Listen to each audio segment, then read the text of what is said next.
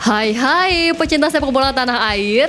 Kali ini Timnas PES akan menyajikan berita pilihan untuk kalian. Di antaranya, cetak gol bersejarah Arhan Kakak trending topik di Argentina. Cidabin ungkap persaingan pemain keturunan di skuad Garuda Asia. Tim rival puji penampilan Timnas Indonesia U17. Dan Sintayong singgung kualitas pemain Indonesia. Jadi, simak terus berita Timnas PES selengkapnya.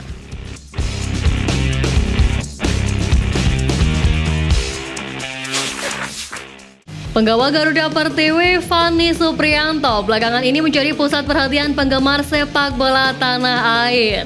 Bagaimana tidak, kiper berusia 19 tahun itu secara resmi direkrut klub asal Arab Saudi yakni Al-Hama FC yang berlaga di Divisi 1 Liga Wanita Arab Saudi. Ex pemain Persis Solo itu tak butuh waktu lama untuk melakukan debutnya. Fanny Supriyanto berhasil melakukan debutnya di pekan pertama Liga Arab pada hari Jumat kemarin. Hal itu dapat dilihat dari unggahan Instagram pribadinya. Dalam unggahan tersebut dirinya berhasil membawa timnya itu meraih kemenangan telak atas Golden Eagles dengan skor 7-0. Di laga tersebut sang pemain dipercaya pelatih untuk bermain selama 90 menit penuh. Dengan penampilan apiknya itu banyak supporter timnas yang mendoakan sang pemain agar betah berkarir di luar negeri. Timnas Indonesia menjadi salah satu peserta debutan Piala Dunia U17, di mana laga debutnya itu skuad Garuda Asia berhasil membuat kejutan karena berhasil menahan imbang Ekuador U17 yang kerap tampil di laga kancah internasional. Dengan begitu, Ketum PSSI Erick Thohir mengapresiasi perjuangan Timnas Indonesia di ajang prestisius level usia tersebut. Menurut Erick, semangat Hari Pahlawan di kota Surabaya menjadi inspirasi Arhan Kakak dan kawan-kawan untuk mencetak sejarah. Erick menilai dukungan para pendukung timnas termasuk Presiden Joko Widodo yang hadir langsung mampu membakar semangat pemain timnas U17. Hal tersebut merupakan kebanggaan karena timnas mampu tampil baik di laga yang disorot dan disaksikan tokoh sepak bola dunia. Salah satu pemain keturunan Indonesia yang kini tergabung dengan skuad Garuda Asia yakni Cidabin buka suara terkait kualitas pemain keturunan yang berada di tubuh Timnas Indonesia U17. Selain Cidabin, ada dua nama lainnya yang memiliki darah campuran yakni Welber Halim Jardim dan Amar Raihan Berkich. Meski sama-sama merupakan pemain berdarah campuran, Cidabin menjelaskan perbedaan dirinya dengan Welber Jardim dan Amar. Dirinya menjelaskan bahwa keberadaan Welber Jardim dan Amar Berkich bisa menjadi pembeda bagi Timnas Indonesia. Bukan hanya karena statusnya sebagai pemain keturunan, tetapi lantaran berkarir di luar negeri. Berbeda dengan Cidabin yang meniti karir di tanah air, Welber Jardim yang punya darah Brasil diketahui bermain untuk Akademi Sao Paulo.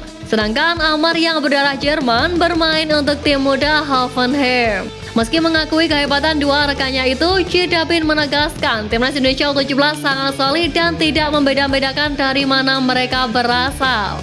Dari ketiga pemain yang memiliki garis keturunan tersebut, hanya Amar Berkich yang belum mencicipi Piala Dunia U17.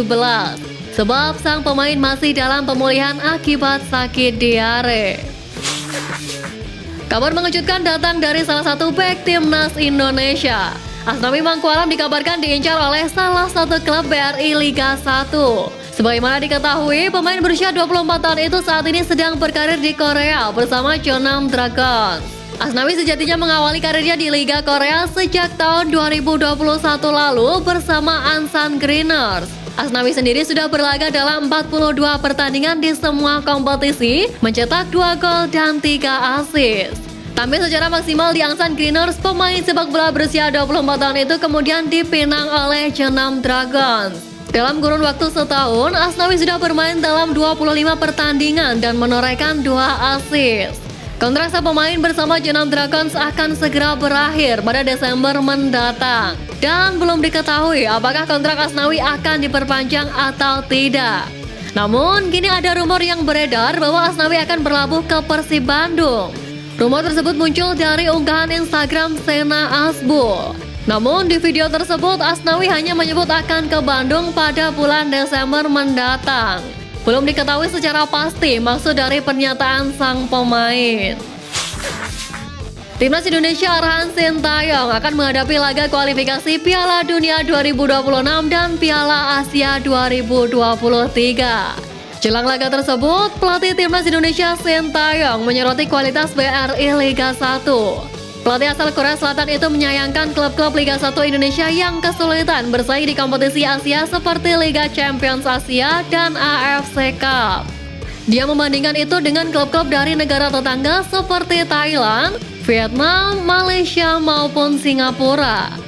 Ya, Indonesia memang tak mendapat jatah langsung ke fase grup Liga Champions Asia musim ini karena poin yang kecil.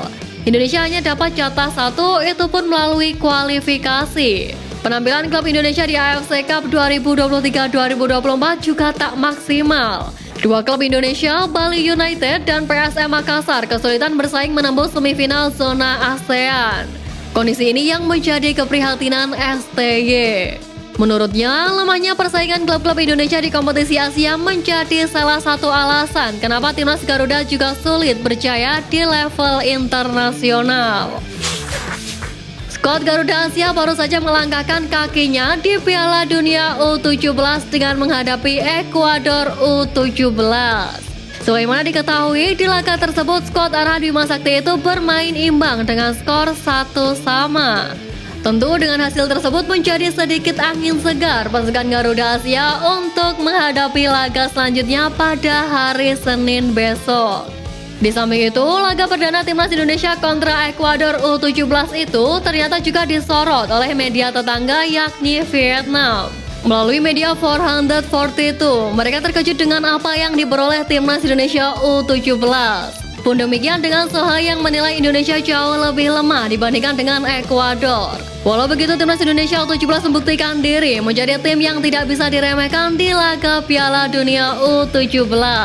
Hasil imbang tersebut membuat skuad Garuda Asia menempati posisi ketiga klasemen grup A Piala Dunia U17. Salah satu rival Timnas Indonesia yakni Malaysia ikut menyoroti pertandingan Timnas Indonesia di Piala Dunia U17.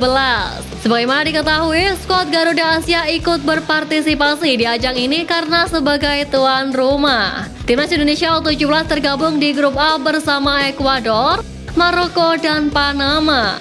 Di awal perjalanannya, skuad asuhan Bima Sakti itu sukses menahan imbang Ekuador U17 dengan skor 1-1 pada matchday pertama grup A di Stadion Gelora Bung Tomo, Surabaya.